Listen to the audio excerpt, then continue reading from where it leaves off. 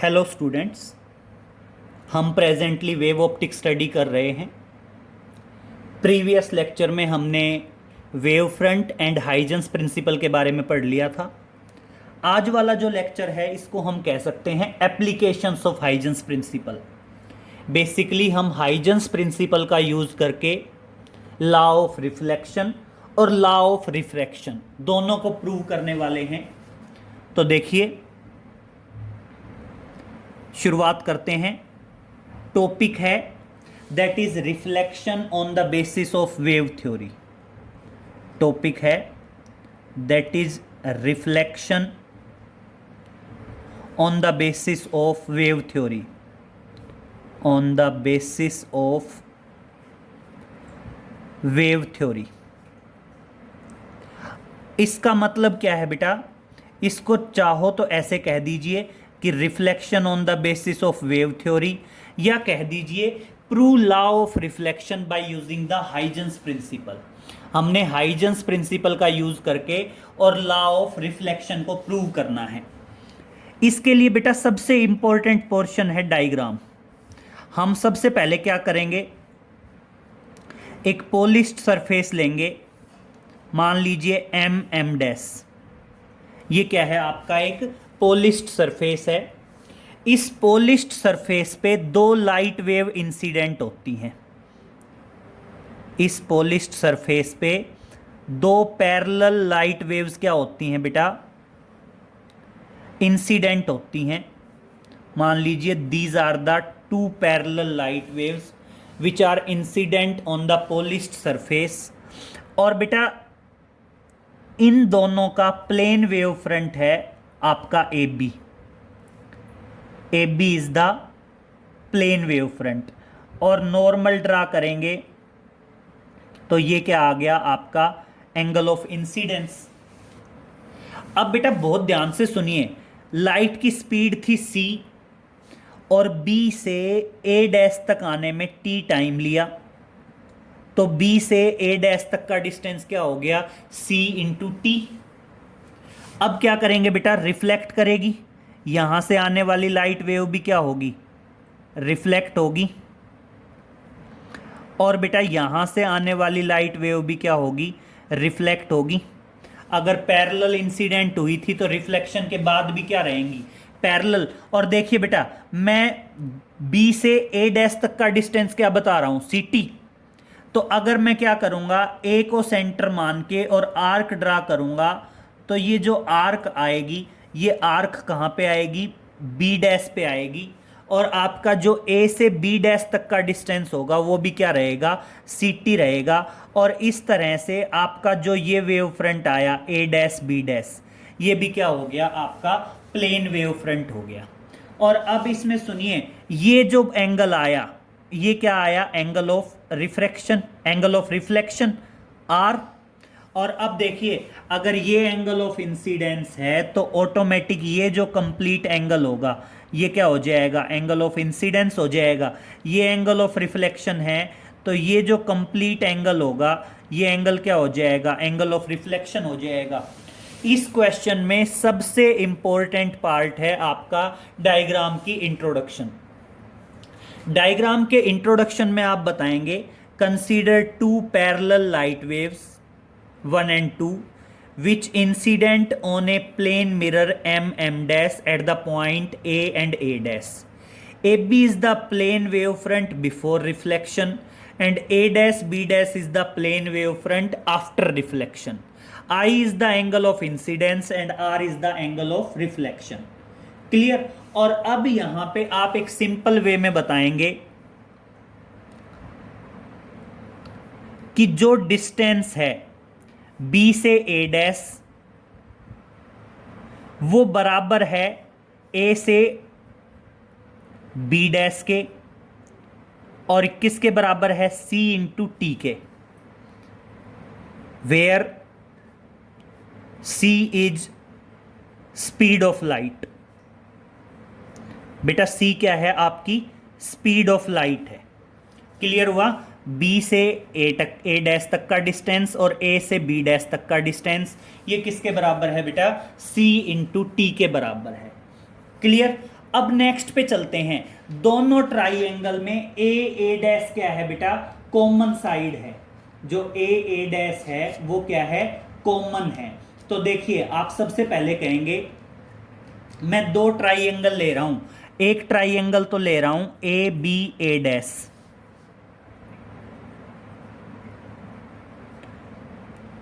Now in triangle A B A dash, A B A dash, और दूसरी क्या है A dash B dash A, triangle A dash B dash A. इन दोनों triangle में देखिए जो साइड ए डैश है, साइड ए डैश, ये अपने आप में क्या है, कॉमन साइड है। ये अपने आप में क्या है बेटा, कॉमन साइड है। दोनों में, दोनों ट्राइएंगल्स में कॉमन आएगी ये साइड ए डैश। और बेटा नॉर्मल ड्रा किया था, नॉर्मल ड्रा किया था तो जो एंगल बी है और जो एंगल बी डैश है वो दोनों के दोनों 90 डिग्री के होंगे, क्योंकि बेटा प्लेन वेव फ्रंट है। प्लेन वेव फ्रंट मैंने पहले भी बताया है, प्लेन वेव फ्रंट से लाइट वेव हमेशा क्या होंगी, नॉर्मली होंगी। तो आपका ऑटोमेटिक क्या आ गया, दोनों एंगल 90 हो गए। और अब सुनना, दो साइड बी ए डैश और ए बी डैश और ए डैश ये इक्वल हैं, एंगल इक्वल है। तो बेटा दो साइड इक्वल हैं और एंगल इक्वल है, इसलिए ये दोनों ट्राइएंगल क्या हो गई, कॉन्ग्रेंट हो गई। Now triangle A B A dash and triangle A dash B dash A are congruent. ये दोनों की दोनों जो ट्राइएंगल्स हैं ये दोनों ट्राइएंगल्स क्या रहेंगी बेटा, कॉन्ग्रेंट रहेंगी। और अब देखिए दोनों की दोनों ट्राइएंगल्स क्या आ गई, दैट इज कॉन्ग्रेंट। कॉन्ग्रेंट का मीन्स क्या है, अब उनके जो कोरस्पॉन्डिंग एंगल्स हैं वो एंगल्स भी क्या रहेंगे बेटा, आपके सेम रहेंगे। तो देखिए उसने क्या बताया भाई, साइड कॉमन थी ए डैश और बी से ए डैश और ए से बी डैश, ये साइड इक्वल थी। बीच का जो एंगल था, मतलब जो एक एंगल था बी और बी डैश, दोनों के दोनों एंगल इक्वल थे 90-90। तो ऑटोमेटिक आपकी जो ट्राइएंगल हैं ये ट्राइएंगल्स क्या हो गई बेटा, कॉन्ग्रेंट हो गई। और अब देखिए दोनों की दोनों ट्राइएंगल्स क्या हो गई, कॉन्ग्रेंट। और कॉन्ग्रेंट हो गई तो ये एंगल बराबर होंगे, एंगल बी ए डैश किसके बराबर होगा, angle A B sorry B dash A B dash A.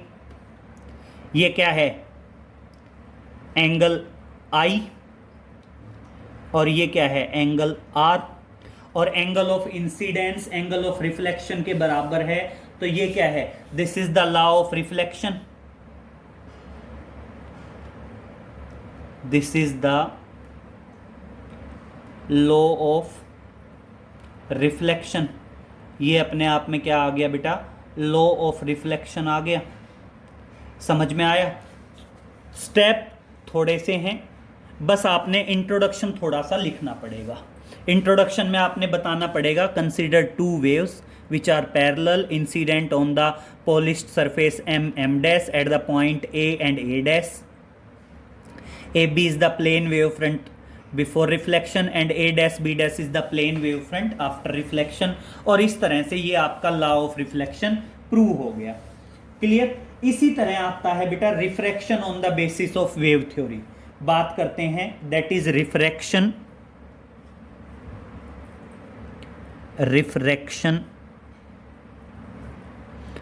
On the basis of wave theory, on the basis of wave theory. इसको हम कह सकते हैं, प्रूव करिए स्नेल्स लॉ को on the basis of Huygens principle. हमने Snell's law को prove करना है किसका यूज करके बेटा? हाइजेंस प्रिंसिपल का यूज करके हमने स्नेल्स लॉ को प्रूव करना है। तो इसके लिए बेटा सबसे पहले हम ये मान लेंगे कि एक इंटरफेस है एक्स वाई। सबसे पहले हम एक इंटरफेस मानेंगे एक्स और वाई। इसमें ये मीडियम क्या है बेटा? इसमें ये वाला मीडियम है रेयरर मीडियम और ये वाला मीडियम है denser medium. Clear? Rarer medium का रिफ्रैक्टिव इंडेक्स बोलते हैं μ1 और बेटा डेंसर मीडियम का रिफ्रैक्टिव इंडेक्स बोल देते हैं μ2। और एक्स वाई क्या है? दोनों मीडियम के बीच का इंटरफेस है between the rarer medium and denser medium. अब बेटा अज्यूम करिए दो पैरेलल लाइट रेज आती हैं, 1 एंड 2, और दोनों इंसिडेंट होती हैं। क्लियर? और बेटा बहुत ध्यान से सुन लीजिए, रेयरर मीडियम में लाइट की स्पीड है c1। रेयरर मीडियम में लाइट की स्पीड क्या है बेटा? c1 है। और आप प्लेन वेव फ्रंट बना देते हैं, that is AB। AB is the plane wave front. जो आपका AB है वो AB क्या है? प्लेन वेव फ्रंट है। ये पॉइंट A डैश था, ये पॉइंट A, और ये पॉइंट क्या आ गया आपका? This point is the A dash. ठीक है? और ये जो डिस्टेंस है B से A डैश तक का, ये डिस्टेंस किसके बराबर है? c1 इंटू टी के बराबर है, क्योंकि रेयरर मीडियम में लाइट की स्पीड c1 है और B से A डैश तक का टाइम क्या है बेटा? t। और जैसे ही रेयर से डेंसर में जाएगी तो लाइट वेव्स क्या हो जाएंगी? बैंड हो जाएंगी towards the normal. Towards the normal band होंगी। तो ये ले लीजिए, ये मान लीजिए ये टुवार्ड्स द नॉर्मल बैंड हो गई, ये टुवार्ड्स द नॉर्मल बैंड हो गई। क्लियर?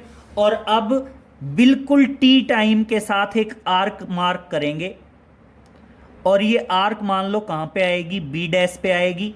और दूसरे मीडियम में लाइट की स्पीड है c2 और टाइम t। तो ये जो डिस्टेंस है, ये डिस्टेंस किसके बराबर आ जाएगा? c2t के बराबर आ जाएगा।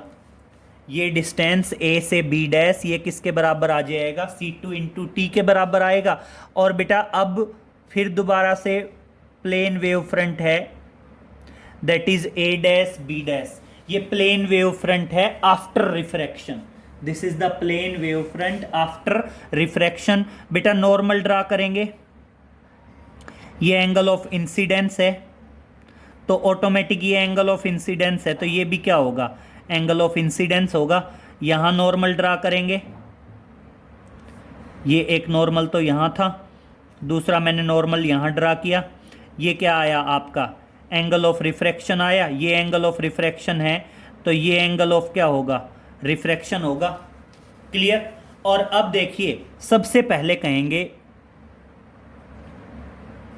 वी नो दैट, हमें पता है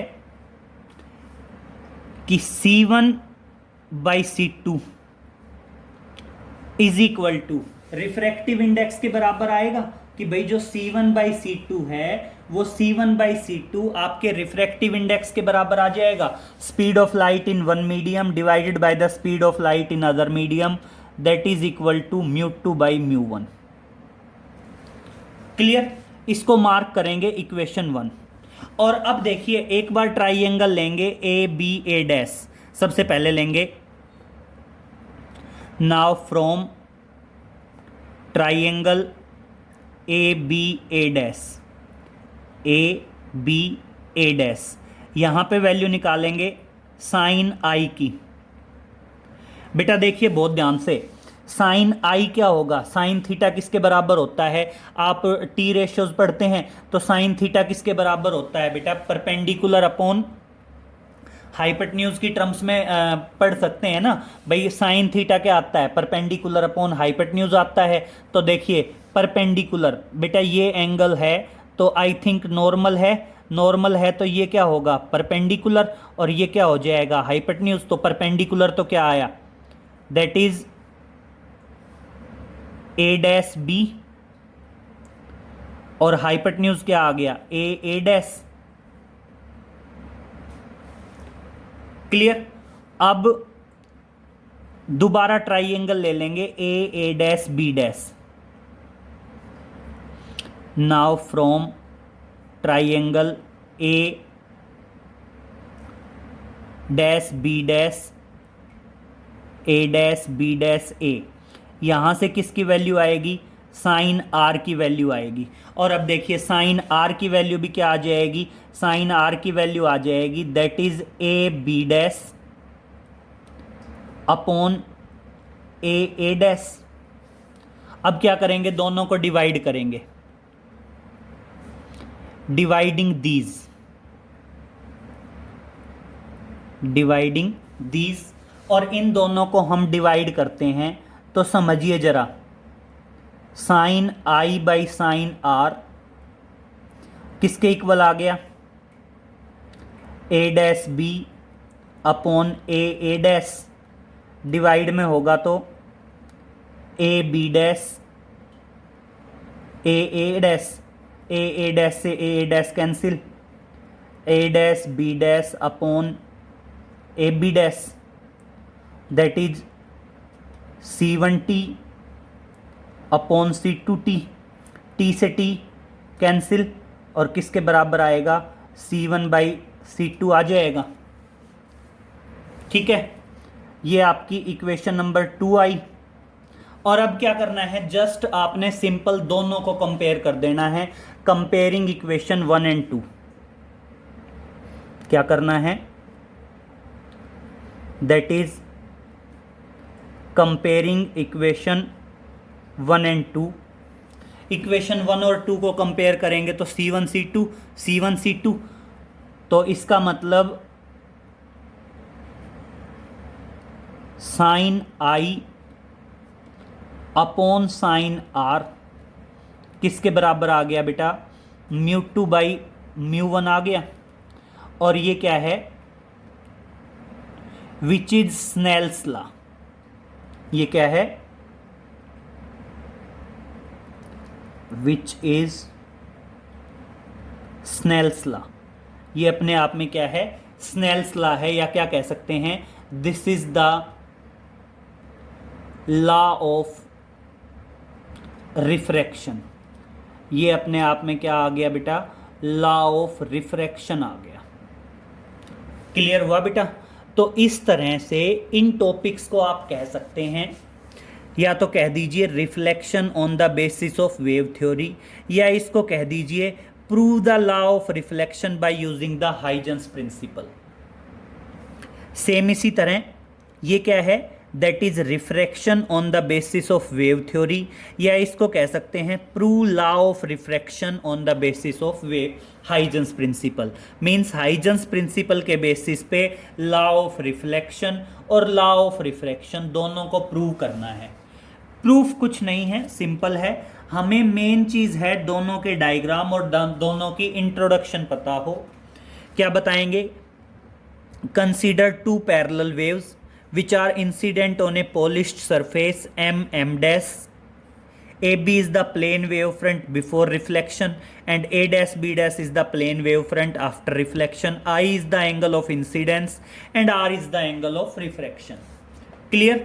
फिर उसके बाद सिंपल हम कैरिड आउट कर ही देंगे। कैरिड आउट करने में भी क्या है, दो ट्राइंगल लेनी है, ए बी ए डैश और दूसरी ट्राइंगल लेनी है A dash B dash A. इन दोनों ट्राइंगल्स में एक साइड कॉमन है, ए डैश दोनों में है। इसके अलावा बी ए डैश और ए बी डैश, ये दोनों साइड इक्वल हैं CT। ये एंगल इक्वल है क्योंकि वेव फ्रंट लाइट वेव्स पे नॉर्मल होता है, तो ये दोनों एंगल 90 हैं। तो तीन बातें हो गई, दो साइड इक्वल, एक एंगल इक्वल। तो इस तरह से दोनों ट्राइंगल क्या हो गई, कॉन्ग्रेंट हो गई। और बेटा अगर कॉन्ग्रेंट हो गई तो ये एंगल्स भी बराबर होगा। ये एंगल है एंगल ऑफ इंसिडेंस, ये एंगल है एंगल ऑफ रिफ्लेक्शन, और अपने आप में क्या आ गया बेटा, लॉ ऑफ रिफ्लेक्शन आ गया। ठीक है, फिर दूसरी बात करते हैं, that is refraction on the basis of wave theory, या इसको कहा जा सकता है prove Snell's law by using the Huygens principle, या prove law of refraction by using the Huygens principle. इसमें भी मेन इंट्रोडक्शन है।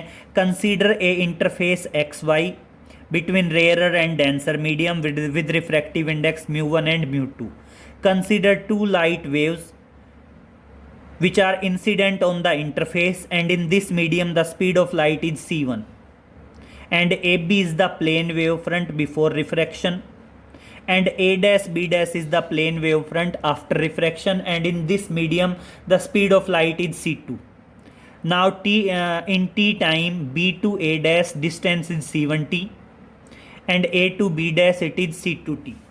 ये हमें पता है रिफ्रैक्टिव इंडेक्स की डेफिनेशन से कि एक मीडियम में लाइट की speed divided by the speed of light in other medium will be equal to the refractive index. अब हम क्या करते हैं, एक बार triangle A B A dash लेते हैं, यहाँ से साइन आई की वैल्यू निकालते हैं। एक बार triangle A dash B dash A लेते हैं, यहाँ से साइन आर की वैल्यू निकालते हैं। जस्ट दोनों को डिवाइड करते हैं, साइड ए डैश कैंसिल हो जाती है, a1b upon A dash B upon A B dash. A dash B c1t के बराबर है, ए बी डैश c2t के बराबर है, t से t कैंसिल, c1/c2 आ गया। अब अगर मैं इक्वेशन 1 और 2 दोनों को कंपेयर कर दूं तो ऑटोमेटिक आपका स्नेल्स लॉ आ जाता है, और ये क्या है, स्नेल्स लॉ कह दीजिए या इसको कह दीजिए that is law of reflection. Clear? इसको आप सिंपल वे में क्या बता सकते हैं, लॉ ऑफ रिफ्लेक्शन भी बता सकते हैं। तो इस तरह से बेटा ये दोनों टॉपिक्स, इनको हम अपने आप में एप्लीकेशंस ऑफ हाइजेंस प्रिंसिपल भी कह सकते हैं, या मैंने लिखा ही हुआ है that is reflection on the basis of wave theory and refraction on the basis of wave theory. Important topic है, एक दो बार पूछे गए हैं एग्जाम में। बेसिकली क्या होता है, हाइजेंस प्रिंसिपल के साथ रिलेट कर देता है, state Huygens principle and prove law of reflection by using Huygens principle, या prove law of refraction by using the Huygens principle। तो बेसिकली Huygens principle के साथ रिलेट होती हैं। तो आज वाले लेक्चर में इतना ही कर लीजिए बेटा, बाकी आगे नेक्स्ट लेक्चर में मिलते हैं। Okay, thank you.